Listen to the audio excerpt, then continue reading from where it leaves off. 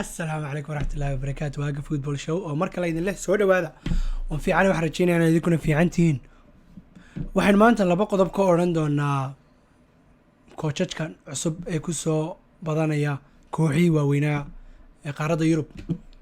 Haddii aynu ku bilowno kooxda Juventus oo hadda ugu dambeysay oo Andrea Pirlo ku soo noqday.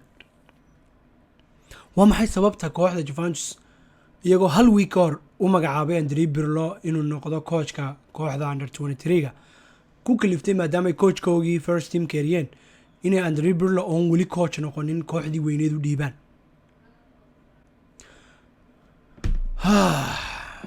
ma magacabu kooxda ku lahaa weeyaan sababta ciyaartoygu meel weyn u qabsanaya ilaan ciyaartoy aan experience lahayn oo aan coach meel ka soo noqonin oo aan la garanayn starska sida uu la macaamili karaan bay starska qaabku uu kala habeyn karo oon la garanayn qaab ciyaareedkiisu waxay yihiin at least haddii 2-3 months lagu eegi lahaa kooxda yar oo la arki lahaa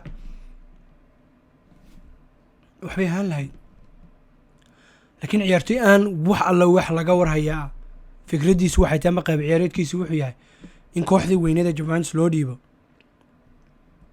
waxaan u arkaa shakhsiyan nasiib darro. haddaba haddaynu kelmad ka nidhaahno sababta hadda kaliftay in kooxihii waaweynaa dhan imka haddaynu ka soo bilowno Real Madrid Zidane baa wata, Chelsea Frank Lampard baa wata, Arsenal hadda Arteta loo dhiibay, Manchester United Oli baa wata. nacam haddii Barcelona sida la hadal hayo markii hore Xavi baa laga hadal hayay laakiin Ronald Koeman baa hadda haysta laakiin isagu waa coach khibrad u soo leh coachnimada kooxa yaryar soo tababaray walow xiriirkii ugu dambeeyay ee Holland uu aad u fiicnaa laakiin kii ka horeeyay coachnimadii ka horeysay ee kooxnimo Everton markuu qabsaday lacag badan iyadoo lagu kharash gareeyay haddana Everton sidoo ka noqday laga yariyo weynagii ogeyn marka isaga dhinaca markaad iga dhigto intan coach ee kale waa maxay sababtay la iskaga daba dhiibay kooxihii la soo saaray. Olimka waa sanad iyo badh seasonkan oo dhan iyo kii kale half season ahaa wax kooba muu qaadin kooxda top 4 ku dirqa kusoo geliyay labada jeerba. Lampard nacam inkastoo kooxdiisu kala daadsaneedo laacibkii ugu fiicnaa Ingiriiska laga kaxaystay aanu cidna la soo wareegi karayn haddana Afrika gool baa laga dhaliyay kooxdiisi oo waxaad moodaysaa khibrad badan inaanu lahayn. Steven Gerrard oo kale isaguna waa kan Rangers wata. marka halkaa qodob haddaan anigu eego shakhsiyan waxaan qabaa hadda in laga maarmay coachka adkaa amba coachka ciyaartoyga u sheegayay inay ka yihiin meesha macallin iyo boss. macallin iyo bossnimadu waa kala duwantay. macallin waa ninkii wax barayay teamka, bossna nacam adaa meesha ka taliya ciyaartoy ma hadli karo. ciyaartoyga hadla bartaasaad fadhiisinaysaa maanta dhan muu wuxuu doona ahaado starku doona muu kooxda ka ahaado. coachka imka Fabio Capello oo kale, Mourinho oo kale, Alex Ferguson oo kale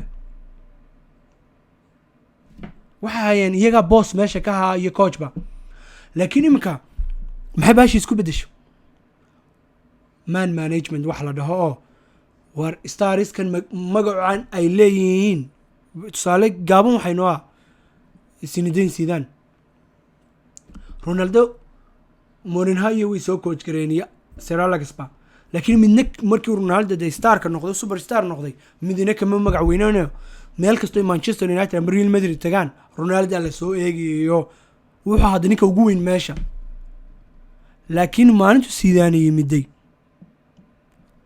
magacan u leeyahay magac ka weyn baa ayaa la watay meel kasto tagana Zidane waa laga ixtiraamay ase ciyaartoy baa loo ixtiraamay. ciyaartoydiina markaa waa Ronaldo iyo kamid ahaayeen waa ciyaartoydii ay ku koray Zidane oo ciyaaraya World Cup win gareynaya walow uu ku soo gaaray ciyaaraha markuu sii fadhiisanayay sharaf iyo ixtiraam bay u hayaan. marka uu la hadlayo amba uu doonayo inuu ciyaarsiiyo amba qaab ciyaareedka wixii uu wado wuxuu leeyahay waan aqaanaa meeshana taagantay waan soo maray seasonka koox Real Madrid oo kale waxay ciyaartay 60 ilaa 65 ciyaarood ciyaar kasta haddaad istiraahdo ciyaar jirkaagu kuma saamaxayo marka ciyaaraha waaweyn u naso. Ronaldo kamuu yeeli jirin raggii kale oo dhan. Ronaldo waxaad arkaysaa ciyaartoo halfway through maraysa like 45 50 60 maraysa la soo saarayo oo habiya. laakiin Ronaldo markii hore waxaad arki jirtay ciyaarta 90 la soo saarayo xanaaqsan. marka waxa aad moodaa kubaddii inay isku bedeshay man management oo kubaddii laga tegay macallimiintii booska meesha ka ahaa iyo tacticalka ciyaari jiray. imka sidan I don't know tacticalku ciyaara teamkiis maalinba nooc bay u ciyaaraan. Manchester United sidoo kale maalinba nooc bay u ciyaaraan. Chelsea sidoo kale nacam ma oran kartid waxay nimankani hayaan tactical maanta dhan la kala bedelaya ciyaarta oo ciyaarta qaabkan markii isku bedesho qaabka kale loo rogayo. maalin ciyaartu fiicnaata way jirtaa qalad ay fahmin. laakiin inta badan coachadkii hore ka soo shaqayn jiray siday teamkan u istaajin lahaayeen amba siday teamkan u weerari lahaayeen habeenka dhan timeka ku qaadanaya hadda waa la dhaafay. markaa kubaddii waa isa sii bedelaysaa. I don't know inay wax u fiican kubaddii tahay iyo wax u wanaagsan. laakiin anu waxaan qabaa shakhsiyan inay ciyaarihii hore macallimiintii hore kaga wanaagsanaayeen macallimiinta dambe cusub. oo ciyaartooygana attention la siin jiray macallinkana gaar wixiisa loo siin jiray oona ciyaartooyga tiimka u ciyaara aanay power ku lahayn management. laakiin powerkoogu uu garoonka dhexdiisa ahaa. laakiin hadda managementkii ciyaartooygii baa power ku laba. Chelsea oo kale tusaale ahaan imse coach bay eriday ciyaartooygo Mourinho eri Antonio Conte eri nacam iyadoo meesha la fadhiyaa laleeyahay ciyaartooygii loo fadhiisanayaayo coachkan arrin ma hayo. Messi coach marka la raadinayo Barcelona waa in la wareystaa la weydiiya coachku rabo waa inuu isagu approve gareeyaa. Cristiano Ronaldo sidoo kale waynu arkaynay Sergio Ramos markii Antonio Conte la doonayay in Real Madrid la keeno inuu arrinkii ka caga diiday oon Antonio Conte meeshii la keenin. marka imika power badan bay ciyaartooygu ku leeyihiin kooxihii kabtanka hadduu yahay iyo starska kooxda hadday tahay. kaasina waxaad moodaa kubaddii cagta inay aad ugu xuntay kubaddii hoos usii dhacayso. waqtigaa sheegi doona sidani meesha u dambayn doonto.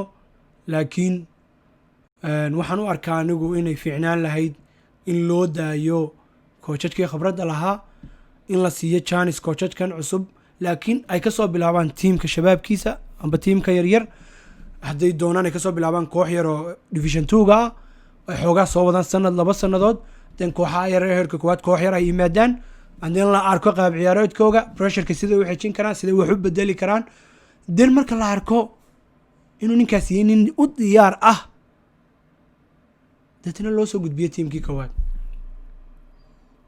laakiin haddaan fadhiistay oo haddaan soo gelaya isku dheelahay waynu eegi timeka kolley sheegi doona seasonkan cusub Andre Birla iyo Frank Lampard iyo Ole Solskjaer iyo Arteta iyo waxay keenaan waynu eegi doonaa. walow anu aan qabo Arteta inuu yahay Birla waxba kama sheegi karno maynaan arag laakiin Arteta inuu nin aad Pep Guardiola wuxuu uga soo bartay uu yahay ciyaartooy khibrad badan watana uu yahay una eeg dhowrkii ciyaarood ee aan ka daawaday nin tacticalkiisa ka shaqeeya Arsenalna ay wado fiican ku socoto.